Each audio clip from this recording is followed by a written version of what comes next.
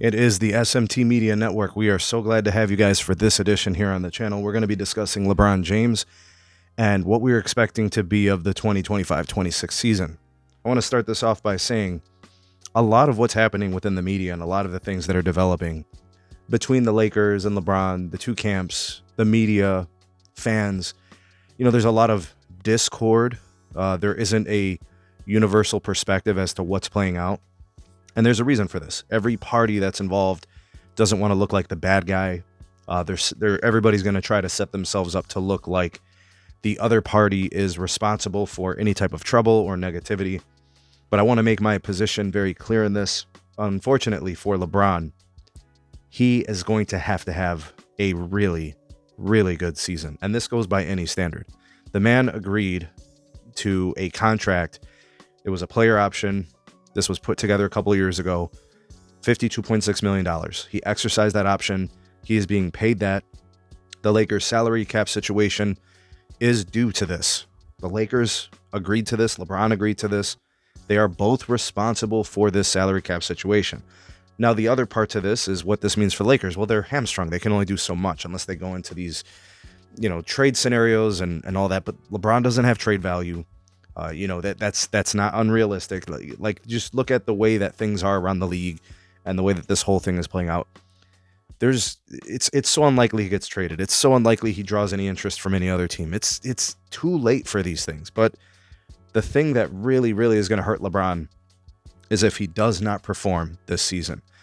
And what I mean by does not perform is if he's below standard, whatever that standard may be. For me, when I see $52.6 million, I'm seeing all NBA talent is required. All NBA skills, all NBA performance, all NBA expectations. And we know he's not that, right? Like I know that he was voted to an all NBA second team.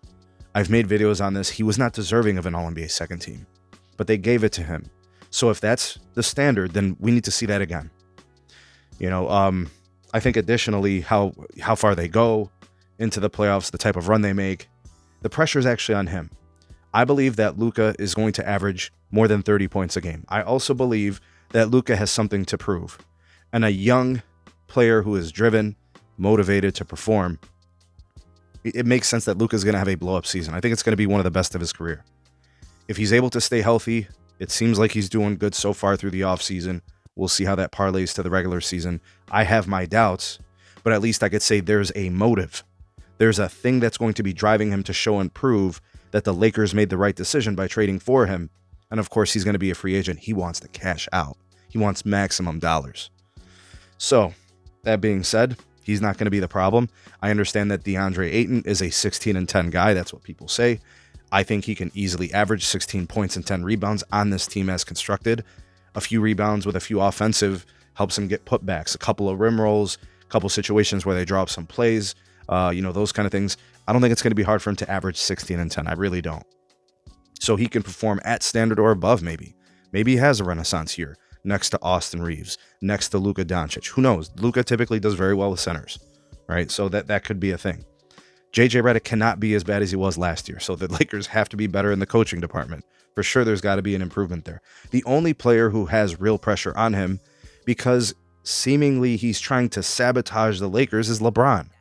It's not so far-fetched to speculate and think that he's fallen out of favor.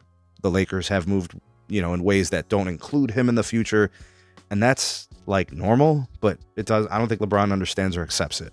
I think he might be in denial. I think he feels a way about this, and that's kind of why all this is playing out the way it is.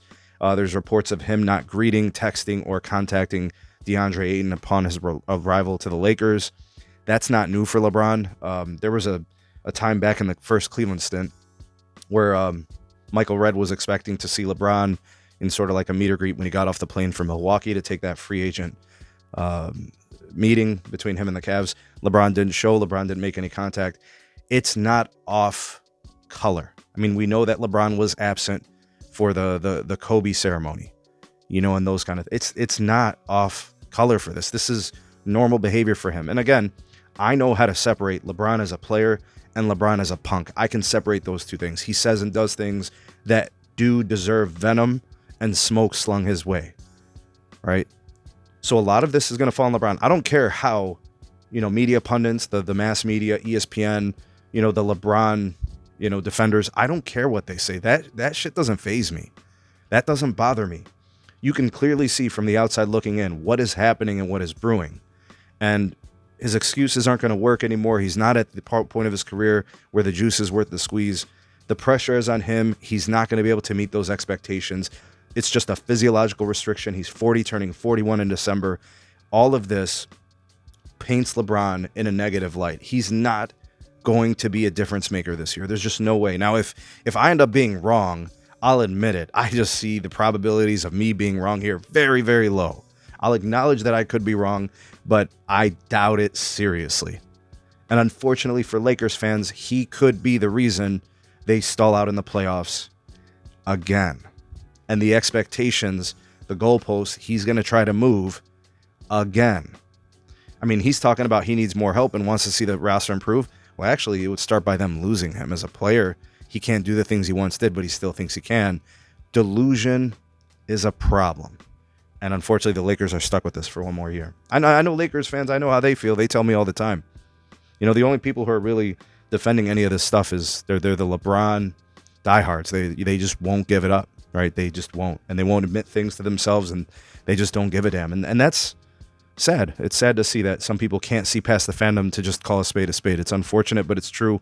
And LeBron has pressures on him. The rest of the roster, the rest of the team, I think they're all golden. I think LeBron's going to look like the odd man out in all this. Anyways, let me know what you guys think about this. Drop me some comments. Like, share, subscribe. We'll see you guys soon on the next one.